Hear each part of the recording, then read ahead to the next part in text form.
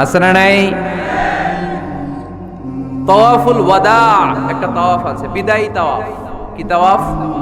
হজের সব কাজ শেষে ফেরার আগে কাবা ঘরের সাথে এই দেখাটা মোলাকাত করে আসতে হয়। আল্লাহর হাবিব বললেন সর্বশেষ দেখাটা যেন কাবা ঘরের সাথে হয়, 7টা তাওয়াফ যেন সে করে।